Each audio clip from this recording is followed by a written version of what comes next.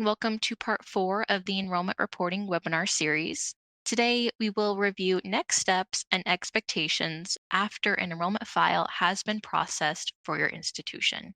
We will cover after the enrollment file is processed, understanding and navigating the reject detail report, common rejected record error codes, correcting reject error 253 and 290, EDI reject reports, followed by best practices. The Clearinghouse was created to serve as a trusted agent to our participating institutions, and our services are designed to facilitate compliance with FERPA, the Higher Education Act, and other applicable laws. As your third party servicer, we provide enrollment and deferment information to guarantee agencies, lenders, servicers, and the Department of Education on your institution's behalf. The information loaded into our database can be used for other clearinghouse services, such as student tracker and verifications. It's important to keep your transmission schedule up to date and submit enrollment files in a timely manner because the Department of Education and the National Student Loan Data System requires institutions to certify all federal aid recipients at least every 2 months. Be sure to report enrollment status changes to the clearinghouse as swiftly as possible because the Department of Ed requires status changes to be sent to NSLDS within 60 days of the date of determination. Because of these requirements, the clearinghouse recommends making corrections to the enrollment reports promptly so that enrollment files can be processed in a timely manner. What happens after the file is processed? An email confirming that the file has been processed is sent to the submission data contacts at your institution. A reject detail report may be generated and will need to be reviewed. Further action may be required for the rejected records. Data is loaded into the Clearinghouse database and becomes available to be sent to NSLDS for compliance reporting, to be sent to lenders, servicers, and guarantors, on the Clearinghouse website via the Student Lookup tab, and for other Clearinghouse services. Here is a sample of the auto-generated email that is sent to the submission data contacts after a file has processed. These emails not only inform you that the file has been processed, but also provide step-by-step instructions to review the file's reject detail report. The reject detail report is a list of students that were rejected during the file review process. These records cannot be accepted into our database due to a discrepancy or error on their record. Though it is uncommon, there are various reasons a student's record would not be accepted onto a file. We will review a couple of those reasons later in this presentation. Records on the reject detail report should be reviewed and corrected as needed as soon as possible after the enrollment file is processed. Typically, when a record is rejected, it will need to be corrected in your student information system and manually updated in our database to reflect the correct data. There are occasions when the error will self-resolve the next time a file is submitted. Please keep in mind that we recommend only working the most recently generated reject detail report.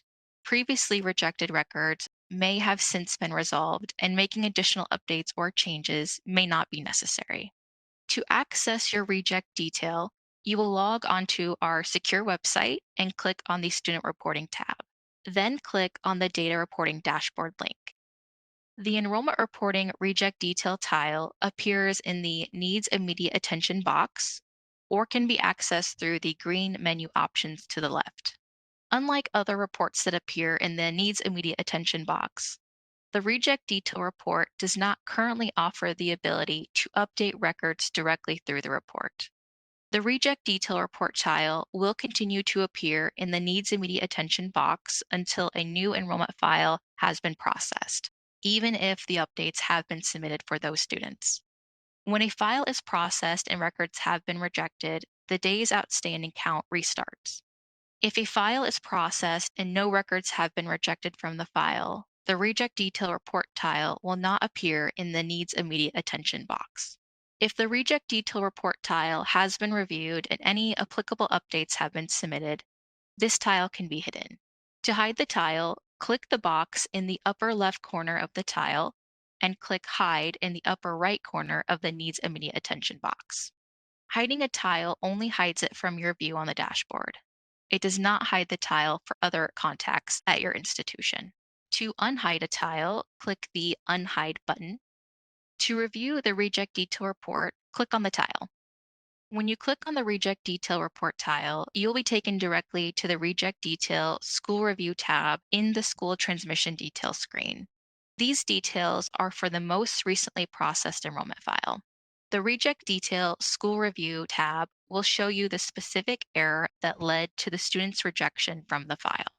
The second tab is the Reject Detail All Records. This tab will show you the specific error that led to the rejection, as well as the other warning codes that were present on the student's record. These warnings are not typically related to the error rejection, so we recommend reviewing the School Review tab to easily identify the error that needs to be corrected. However, you will find records on this tab that were rejected due to certain SSN and College Student ID errors that are not found on the School Review tab. The common error numbers for these records are 30, 211, and 212. So we would recommend reviewing this tab for those error codes. Updates should be made as necessary. The third tab is the File Detail tab. This tab provides information about the enrollment file that was processed, such as the term dates and record counts. Let's navigate back to our Sample Reject Detail School Review tab. As you can see, there is an Export Results button. We would recommend exporting the list to use as a reference when conducting research, making changes in your SIS, and performing manual corrections on the Clearinghouse website under the Student Lookup tab. The list consists of the rejected students, SSN, college student ID, first name, last name, the error ID, error description, and the enrollment status that was submitted on the file for the student. If you click on the hyperlink for the error code or click on the hyperlink for the explanation of error codes, a new browser window will open to the Rejected Error Description Guide. Two of the most common errors on the Reject Detail Report are error numbers 253 and 290. These errors occur as a result of a name and SSN conflict from the data present on the file versus information we already have loaded in our database. A 253 occurs the first time a student is rejected as a result of this conflict, and a 290 is when they have been rejected 2 or more times. Specifically, what happens is the SSN that is being presented on your enrollment file is already attached to a student in our database that we are not able to identify as being the same person present on your enrollment file. As SSNs are unique to each person, we cannot allow the conflicting records into our database, and so they are rejected from the file. The responsibility of confirming the SSN and submitting the online update falls to your institution so that we can correctly rebuild the student's enrollment history. The incoming student is typically actively enrolled, while the conflicting student from the other institution may have been reported many years ago. When you see that a student has been rejected with a 253 or 290, you will want to confirm that the SSN present on the student's record does in fact belong to the student. Typically, the error is a result of a typographical error such as a mistyped digit or form being filled out incorrectly. We ask that you confirm the SSN using one of our acceptable forms of proof of SSN seen here. You can request a copy of the list of acceptable proof of SSN by emailing schoolops@studentclearinghouse.org. The best place to begin researching the SSN is typically with the financial aid department, as they may have a copy of one of these documents on hand already. If your institution does not have any of these documents, you would then want to reach out to the student to see if they will provide you with this proof.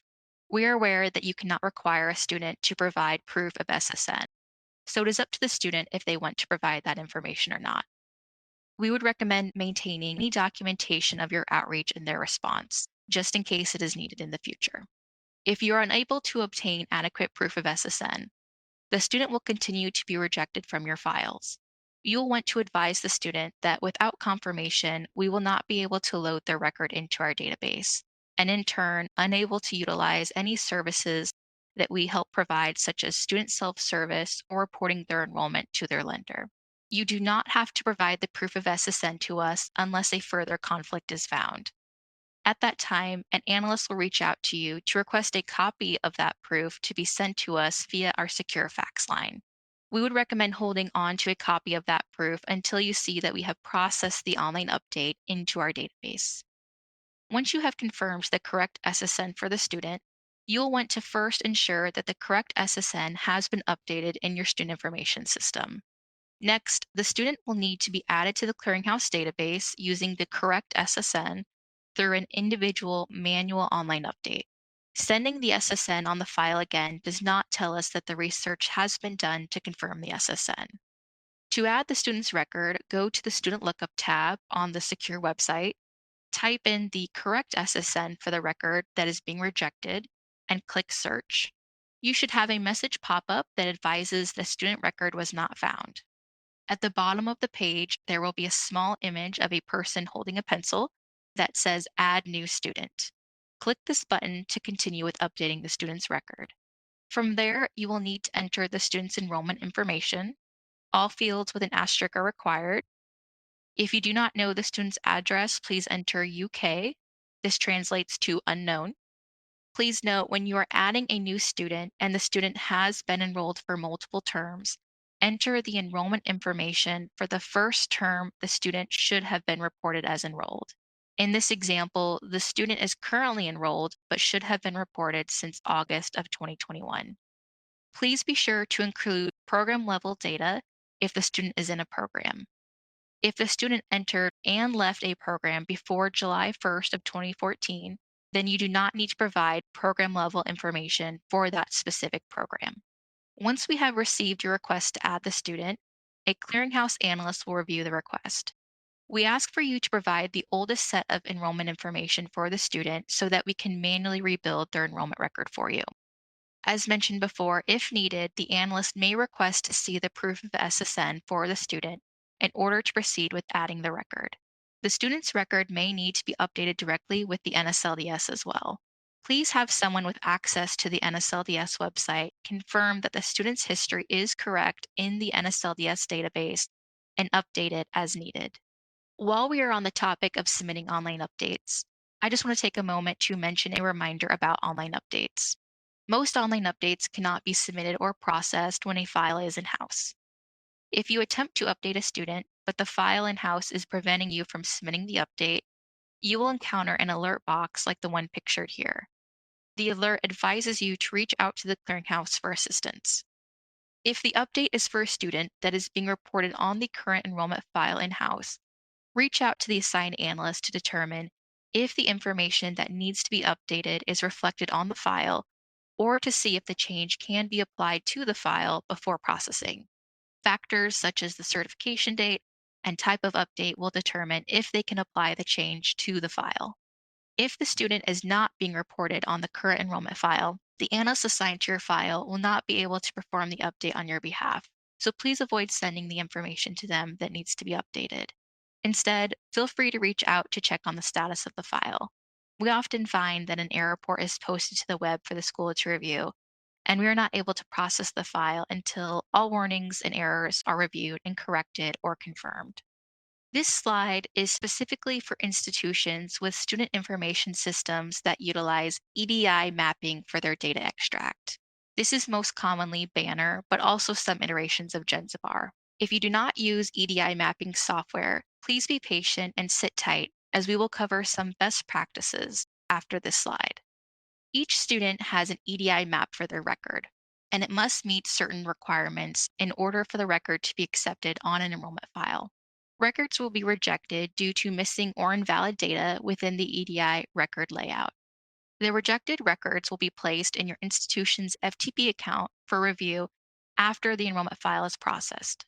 Anyone on your institution's FTP email list will be notified that the list is available to retrieve and download. However, anyone with the FTP account's username and password can access the list. It is imperative to update the missing required data in your student information system so that the students can be captured on future files. Keep in mind, EDI rejects are not the same as students on your reject detail report. Students on your reject detail were included with all required data in the EDI mapping record, but were rejected from the file for other reasons. For example, a name conflict, as mentioned in previous slides. Records appearing on the EDI reject list in your institution's FTP account are records that failed during the file's translation from EDI format to the clearinghouse format. In some cases, the analyst assigned to your file may reach out to discuss the EDI rejected records. Based on what we covered today, here are some reporting best practices. Submit on time and in sync with your submission schedule and file type.